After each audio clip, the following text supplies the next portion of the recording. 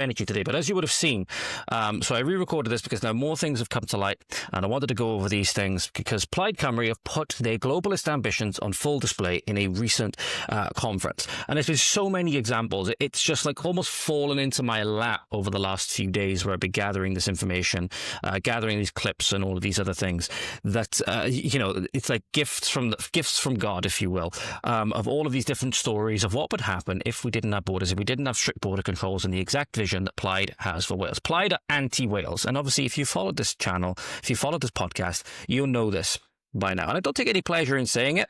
I'd love to say that they're for Wales, but they're not. They're fake nationalists. And they say it because they openly said, the leader of Plaid Cymru, who has me blocked because I called him a liar when he was exposed on his lies on X, right?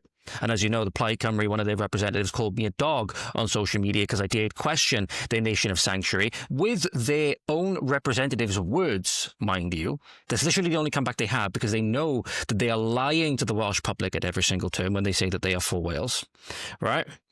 They went up on stage recently. Run Up Yorworth went up on stage recently in Swansea at their conference and said, we are proudly internationalists, not even nationalists. They claim to be nationalists, right? And that's why I say they're not nationalists, they're separatists, right? They're separatists because they want to separate us from our sister nations, right?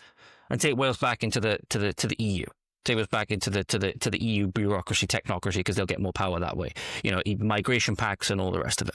So no nationalist, no true nationalist, as you'll see when we juxtapose this with what Steve Laws said at the Patriotic Alternative Conference recently. We juxtapose how the two of them speak. Here's what Run Up Yorworth had to say. We are proudly internationalist. Where there is suffering, we see no borders. Again, we should think what defines suffering nowadays. If you ask me, the Welsh public is fucking suffering a lot with the wage diminution due to illegal immigration and other things, due to the massive overtaxing, due to the massive overbearing government structure. More people would like, to be able to own their own businesses and have less taxes and all of these things to actually prosper, right? No government is talking about doing the actual thing that would help a lot of people, which is there being less government and actually fostering pro-family structure, fostering people to have their own businesses and all the rest of it. No, because they want you trapped in a state system. So none of these initiatives which the government will push will never be like, let's scale back the size of government.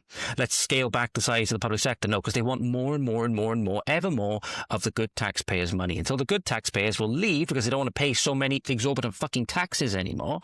And then who's left to pick it up? The people that were under them. Like, somebody's got to pay for it. And it's not going to be the lofty politicians with their 70 to 100 grand, whatever it is a year, salaries that are going to pay for those things, right? It's you. It's off the backs of the good Welsh man and woman. Here's what Run Up Yorworth had to say at his recent conference. That is who we are as a party. Proudly internationalist. We see no borders where we see suffering. Let us continue to ask proudly, what can we do to help? Not where are you from? So whilst the Prime Minister continues to pander to reform's backward populism, Plaid Cymru will take no part in their race to the bottom, because that's a race without a winner. We don't have to live in a society in which the asylum seeker, forced to get by on £10 a week, is scorned. So it was cut off a little bit there. So it was the Senedd Waste page on X that posted that clip. It says a lot. We are proudly internationalists. So we're not for Wales. We're not for Wales because nationalists would be for us. If they were just for Wales, right? If they were the party of Wales, then they would say that they are pro-Wales. They are nationalist, right? But they don't say it. At least in that instance, they're being honest, but they're hoping that you don't notice, ladies and gentlemen. They're hoping that they're not going to think about what that actually curtails, right? It's literally them saying, we are for everyone else around the world but you. Pretty much. We are focusing on the rest of the world and what we can seemingly do for the rest of the world, right? Not what we can give to you as Welsh good and people, what you have to give to the rest of the world. I'm sorry, we don't know the rest of the world fucking anything. We don't know the rest of the world fucking anything. And that's where, forget this, people tout this lie on the left all the time, saying, oh, the asylum seeker has to get by on £10 a fucking week. Ask yourself, ladies and gentlemen, if everything else was taken care of, your hot water, your accommodation, your food, etc., if you were posted up in one of these hotels and you had a safe place to go to every night, you had a nice warm bed, nice warm meal, potentially 3 meals a day, buffet food, enough to where people coming out from these hotels that worked in them say they waste it, they are disrespectful enough to say they don't fucking want it, that this food is shit. Could you survive on £10 a week? Phone is paid for. All other amenities, electric, gas, all paid for, right? Could you get by on £10 a week? Of course you fucking could. Fact of the matter is that £10 a fucking week, supposedly, is a fucking gift. It's a gift that they're not fucking owed as far as I'm concerned. I've seen others say they get by on like £48 a week. Yeah, it's quite easy to get by when everything else is fucking paid for you. Does anybody, does anybody not take that basic train of thought to the next logical point? Well, hang on, everything else is being paid for them. They don't have to pay for their own gas, their own electric, their own phone bill, all of these things, the clothes, right? They don't have to pay for any of that shit. They don't have to pay for mortgage. They don't have to pay rent. Everything's paid for by the fucking taxpayer. So yeah, you can get by. You could survive on £10 a fucking week. You could survive on £0 a fucking week when everything else is fucking paid for you. So let's just get rid of that right off the bat. Hoping you'll feel sorry for these people. They're hoping you feel sorry for these people. All these, down on their luck, military-age men coming over and doing heinous things to women, heinous things to young girls, right? That are flaunting what they are being given by the government in their face, literally pissing back in the face of the people whose weak-ass government is putting them right in the fucking firing line off, right? All while lecturing them on how racist and xenophobic and how underprivileged these people are. Yeah, we have it quite good compared to the rest of the world. That's why we should aim to keep it that way. We should aim not to take it for granted and not to give it away to everyone else in the fucking world who quite dearly, based on the testimony we've seen from people inside hotels, for example, they have no respect for it anyway. We have respect for our culture and what our ancestors built because we know how hard they had to fucking work for it. We know they weren't privileged in the way that there is. Our ancestors weren't privileged when they were dying down in the fucking coal mines, getting black lung and all the rest of it. Right? That's the lie that we've been sold. That's the lie that we've been sold. So we'll give everything away because the state has everything to benefit from it. But what did he say? We see no borders where we see suffering. Let's talk about suffering, shall we? Would Run Up Your Worth want to bring this lady to the forefront, who, it's a case of America. This is one example. We're going to go through a lot of examples now about what this means, ladies and gentlemen, where we see no borders, where we see suffering, or whatever. This is one of many cases. Names come to mind. Lake and Riley, for example, is a big one. I can't remember the other lady's name. Another young girl.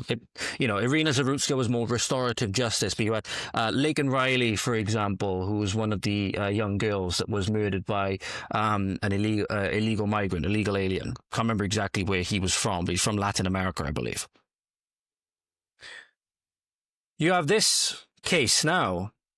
We've seen people have been up in arms about Haitians in their communities, eating the dogs, eating the cats. Well, we have an American woman here by the name of Jenny. Her identity has been, kept anonymous per her request. She has an absolutely heinous story. There was an illegal alien from Haiti, somebody by the name of Junior Joseph, brutally raped and beat her, breaking her jaw, nose, multiple facial bones, knocking out her teeth until he thought that she was dead. He then took her back after beating her, right? After beating her in the street, right? Took her back to this house and was raping her. And when she woke up, because she wasn't dead, as he was raping her, then beat her some more and is alleged to have urinated into her broken nose and jaw. And somehow she managed to crawl for help as her face was hanging off by the skin. This is a 14-minute video, which will be linked down below, ladies and gentlemen. We're not going to go through all of it. But here's this American woman recounting her experience, that this is what, ladies and gentlemen, our, likely next leaders in Plaid Cymru, right, because they'll form a coalition to try and keep reform out, and I don't like reform, as you'll know. This was in early 2024. This is what would be encouraged. Human trafficking, child trafficking, human smuggling, people smuggling, whatever you want to use, all encouraged under open border policies, right? It's all encouraged. Because it's so easy for humans to be trafficked when there's no barriers in the way. Funny how that works, isn't it? Funny how borders then operate as a good control against human trafficking, or would in theory operate as a good control against human trafficking. She's still undergoing surgeries to repair the physical damage that he caused. which obviously the mental damage and the emotional damage will likely stay with her for the rest of her life. This is obviously early 2024. This was under Biden's open border regime that let however many millions of illegal aliens in from, frankly, just the worst places on the planet. Look at this, read this story, or listen to this testimony in a moment, ladies and gentlemen. Understand, this is what Plaid's vision, this is what would be part of Plaid's vision for Wales. Just the way. I was visiting the beach on spring break, and it was my first time there, and I had gone out with a friend, and we had gotten into a little bit of an argument, and I ended up departing from her vehicle, and she drove off. As I was making my way down a street, I was confronted, and that was just about the last thing I remembered. A man began to beat me. He knocked me on the ground and he beat me in the head. And that's when my arm broke because it was protecting my eyes. And I knew in that moment I was going to die. He's kicking me in the head. He's stomping on my head, and I black out. I kind of was going in and out of consciousness at that point, and I remember kind of being carried by him over his shoulder, and I looked in my arm, the bones were sticking out, and I blacked out again. I woke up in a house, and he was on top of me. He was raping me and beating me. When he realized I came to, he beat me in the head again, and I blacked out. And then I remember just thinking, I thought I had died. I didn't know where I was. I didn't know what was happening. I remember looking at him and thinking, I don't know you. And why would you, right? She's obviously not gonna know him, but guy that should never have ever been in the country in the first place. Guy who background checks been done, right? They had tried to expedite this, into the country. In America, in this instance, all of our Western nations, right? The thing that makes it slightly different is a lot of people that were implicated in the grooming gangs and stuff like that. They come here legally. They haven't come here across the small borders. I say legally, right? Because there is no legal.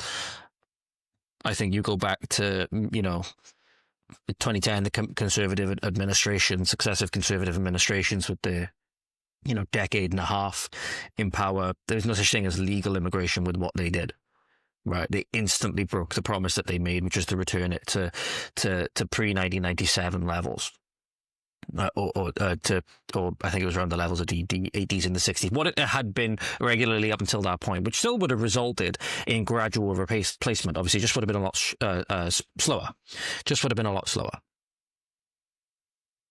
And that's simply because, I'll bring it up, ladies and gentlemen, we're dying societies. The reality is that we're dying societies. Would have been completely prevented with a strong border. This is, Plaid want to welcome this because, Haiti, one of the areas of the world that is one of the worst places to live in. There's a lot of suffering going on in Haiti, a lot of gang violence, because they do a lot of voodoo rituals and all the rest of it. It's not a place that you really want to go. It's funny how Conan O'Brien, when Trump was saying that a lot of these places are shitholes, he was in Haiti and saying that Haiti is always, I think, I can't remember, it might have been Haiti, whatever country it was. If I'm wrong about this, check it down below. He said something about Haiti had always been beautiful, and he was about 150 to 200 meters off the coast, and not another person in sight. And Stephen Crowder was making the joke, saying that, waiting back on the shore for him is a Haitian guy with a 2x4 with a nail in it. You know what I mean? Because that's the way it is out in these countries. But maybe should have a look at what's going on out there, and the fact that there's people that make those countries, right? The countries that have been made across the world tell a story of the people that made them, right? When we look at Haiti, when we look at these other places, maybe we should be like, maybe those other areas and those peoples aren't so compatible with us, and maybe bringing them in would be a direct threat to our people's safety. That's absolutely the case. That's absolutely the case. But our governments, Wales, England, Scotland, all of them, are so keen to capitulate because they want the political benefit. Namely, chief of which will be that they'll give these people the right to vote, and we will be outvoted, particularly by people that come here from other areas where they have multiple wives, very, very big families, large voter bloc, whilst we are a dying society. Let me give you an example, ladies and gentlemen, before I go over this next bit, where a child in a school in Swansea, which is the Islamic capital of Wales now, it seems, was told by a representative from a local mosque that came into the school to give an unannounced lesson on Islam, which the parents were not told was going to happen. He said that, "I don't pray to Allah, I'm Christian." And the chilling response from this representative, which is a threat, make no mistake about it, ladies and gentlemen, it is a threat, as we'll go over in a moment. He said that by year 6, you'll all be Muslim. That's what this representative of the mosque said. But let's go over it first. We're a dying society. Take an example of Swansea, right? And this is why biggest things that we haven't done ourselves any favours in this regard with the rise of feminism and the amount of people that we slaughter inside the womb every single year, right? Which I believe for us in the UK is in the 200,000, about 215,000 last I checked per year. There's about 800, by some estimates, I've seen some people say online, my generation, there's about 800 to 900 million people that should be here living that are not living, that were denied their right to life. 800 to 900 million people. Now, take this for example, ladies and gentlemen. Population in Wales, according to Swansea Gov, and I'll bring this up on screen in a moment. This is the section down below where it has the population in Wales. In particular, I'm going to move myself just out of the way a moment before I switch over. So, have a look at this, ladies and gentlemen. Tell me what you see. Tell me what you see. For mid-2024, the population of Wales was estimated at about 3.187 million, right? That is smaller than Los Angeles. Now, Los Angeles is the second biggest city in the United States by population, right? The entire country of Wales population, right, has somewhere in between the second and third biggest cities in America. So why should we be forced to take care of the entire fucking world? Why should we be forced to take care of tens of millions of Afghan women? First off, are not our problem. And I get it. It's not great. It's not a great place to live. But it's not our fucking problem. But B, we're so small. We're so small, but do you want to know why, Alicia? It doesn't take much to replace us. We're very small. We're a very distinct population. It doesn't take much to replace us. Remember, all you got to do is get a majority in each of these counties of people that will vote for the establishment, in addition to those who already have. So you only need a very small number of people that will come in and vote the same way, and you have the one-party state that they want. You have the one government state that they want. But check this out.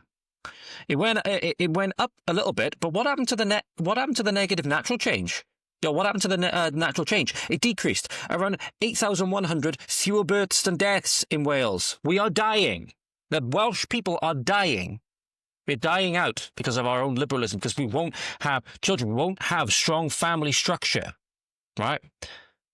That's because of the feminism that has been ingrained in this. It said, to have any kind of family structure, good family structure with the male as the head of the family, the spiritual head, right? And have the family oriented towards a higher good. That's evil. Feminism deifies women and makes them gods over men. Right? Why do you think that transgenderism is a logical outcrop of feminism? Because they went from saying we are equal to men to we have to be men in order to be validated in that way. And again, it's an affront to what would be divinely appointed patriarchal order. But anyway, the increase in mid-2023 to mid-2024 has been mainly driven by increase in net international migration to the tune of around 22,700. Net internal migration also added around 4,800 to the Wales population over the year. And I can only imagine that is, ladies and gentlemen, from people who move to areas like mine. Do you want to know what happens, ladies and gentlemen? A lot of people whom I've spoken to, or some people whom I've spoken to, that have moved to communities like mine. Do you want to know why they move to escape big cities like Bristol? Like as people on my street that I've spoken to have moved from Bristol. When I asked them why, one of the biggest reasons was because of the crime. Funny enough, that's only happened more and more and more as Bristol and all the big cities, Birmingham, as Robert Jenrick recently pointed out, as Cardiff and Swansea and London, where the native English person has been ethnically cleansed from. They move to areas like mine to escape those areas. So you have people there moving, for example, regular British people, moving to areas like mine. This is the thing. What happened? What happened when the bombs were falling in World War II? People sent their children away to areas like mine. Areas like mine in the countryside and in the valleys where there's natural protection and where they're going to be a lot safer because cities are a big target. All right? So they send them away to areas like mine, and people are now exodusing big cities because they're fleeing to areas like mine. And then Plaid want to turn the entire country into like one of those big cities because they have a lot to gain from it politically. So you're just going to think about, ladies and gentlemen, think about it in terms of the political gain that your politicians have to gain from the increasing influx of votes. That if you think that these people are going to come into the country and not vote for the people that allowed them to come in and have this better life that they see it as, right? You think that it's quite shocking what happened in America recently is kind of saying that because America has seen what it's like under the Democrats. A lot of the immigrants have seen what it's like under the Democrats, and that the policies that the Democrats were implementing actually affected them negatively as well. So Donald Trump ended up making the biggest gains with black men that any Republican had seen in a long time, Latinos especially. Funny how then the tolerant left and the suicidally falling on their sword for these immigrants left turns on those same immigrants when they don't vote the right way, when they don't play into their savior complex, right? If you enjoyed that clip, then make sure to go on over to the Voice of the Valleys X page at VOT_Valleys on X. We're also on Instagram at Voice of the Valleys. Be sure to like, share, subscribe, comment, all of that good stuff. Thank you so much, and we'll see you again soon. Godspeed.